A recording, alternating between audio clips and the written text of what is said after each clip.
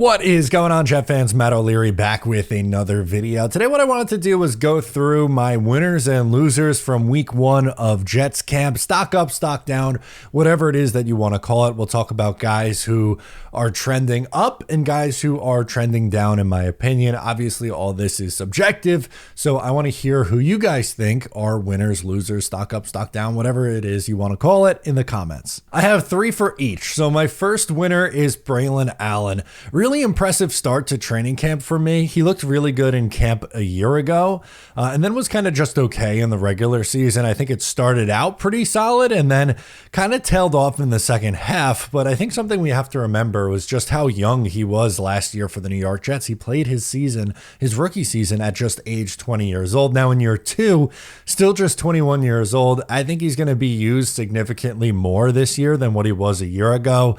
I bring it up all the time, but looking at what the Detroit Lions did with their 2 running backs, I think the Jets are going to want to do something similar. They project to be a run-heavy team. I think there's situations where Justin Fields, Breece Hall, Brilan Allen, all 3 can be on the field at the same time, and with all 3's rushing ability, really creates mismatches for defenses because you don't know where the ball is going to go. But Brilan Allen, just really good start. His hands, I think, are better than what people realize as a pass catcher, and then just explosive, hitting the hole hard, and looks really good in year 2. Next up, I have Will McDonald. Will McDonald's stock is going up to the moon. Double-digit sack guy a year ago, has put on some weight this offseason, some weight and muscle. So it's not just like, hey, I gained 15 pounds. It's I gained 15 pounds of muscle. As I mentioned, had a really good pass rushing season a year ago, and now has added a bull rush to his game. He kind of showed that off against Armand Membou at camp on Saturday. Really nice duo of Will McDonald and Armand Membou battling it out right now.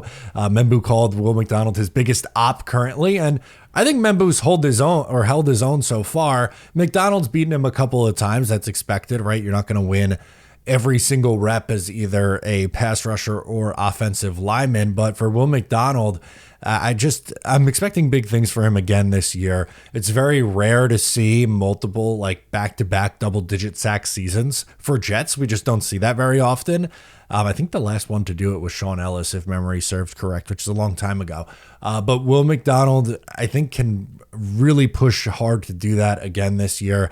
I'm buying the Will McDonald start. He's had a really, really good start to training camp, and just someone that I think we all are going to keep an eye on as camp continues. Next, I have Aryan Smith. I've been impressed with him so far. Now, something I've said about Aryan Smith that we have to watch is when the pads come on and when things get a little bit more physical, if his play continues to be at the level that it is right now. But based on what we've seen in both OTAs, minicamp, and the first week of training camp, we know the speed is a given, but I think he's looked just solid all around.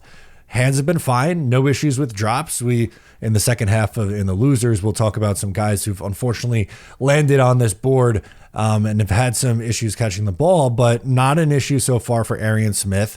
The special teams coordinator has raved about him. Chris Banjo has talked about Aryan Smith having a role on special teams. And, if you're going to make a team and be, a day 3 guy, which Aryan Smith was, a 4th round pick, you got to give, multiple avenues to this team. And, can he be like a 4th or 5th receiver and either be a returner or someone on special teams that gives you some value, and maybe a deep threat maybe once every other week, catches a nice ball deep down the field, pushes off the defense, opens things up underneath, open things up for the run game. Again, I don't know if it's maybe just me being a little bit lower on this prospect to begin with and having expectations maybe a little bit lower, but he's exceeded my expectations, and honestly, I think he's looked pretty good so far. On the loser side, I have Breece Hall first. We started with Brilan Allen. I'll have Breece Hall as a loser. Just a quiet start to camp so far.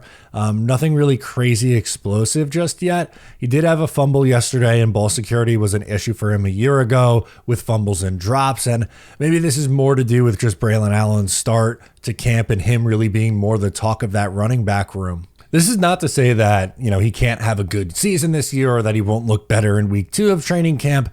It's just been a little bit of a slower start for him, and you'd like to see more from a guy who's going into the final year of his rookie contract. His future is certainly up in the air, and he was a little bit underwhelming last year. Next up, I have Malachi Corley, and Malachi Corley is a very hot button issue, but I have a specific reason why I would list him as a stock down guy. And it's really more so based on how the Jets have used their wide receivers so far. So something that stood out to me at camp on Saturday, the Jets ran during practice 2 end-around plays. One went to Xavier Gipson, the other to Aryan Smith. That's Malachi Corley's game. He's a gadget player. If he's going to have success in this league, that's the role that it would be in. And to me, the early signs are that both Aryan Smith and Xavier Gipson are ahead of him on the depth chart and currently getting those reps and those play designs that you think would be the skill set of Malachi Corley. Well, they're going to 2 other guys in Aryan Smith, whether it's, the screens or the quick passes, just get the ball in these guys' hands quickly, or Xavier Gipson. So both of those guys I view as higher up on the pecking order of the depth chart right now. Again, as I stated, that doesn't mean that when we get to the end of August, it's still going to be the same way. But if you're looking at how things have gone through the first week of camp, I don't think it's unfair to say that both Smith and Gipson have been higher on him on the depth chart and getting more reps in roles that you think Malachi Corley would be a fit in. Last one for me is Allen Lazard. Has anyone heard anything from Allen Lazard yet? It's been a quiet start with some drops mixed in, and looking at Josh Reynolds, those are 2 wide receivers similar to what I just talked about with Malachi Corley and Aryan Smith and Xavier Gipson and kind of where the depth chart is there. You could say the same thing with Lazard and Josh Reynolds. Both bigger outside receivers play a similar style of game, and all the reps have been going to Josh Reynolds, and Reynolds has kind of taken it and ran with it. We haven't heard all that much from Allen Lazard. And, I think it's going to be really dependent on, I guess, what happens in Pittsburgh. If the Steelers are looking to add Allen Lazard at some point, or can someone on this Jets roster take a step up and surpass Lazard? They might want to keep him around because he's a veteran. But to me, it's abundantly clear that Josh Reynolds is way, way, way ahead of him on the pecking order. It's Garrett Wilson, wide receiver 1, Josh Reynolds, wide receiver 2, and then a gigantic crop of names after that. Lazard's in that crop.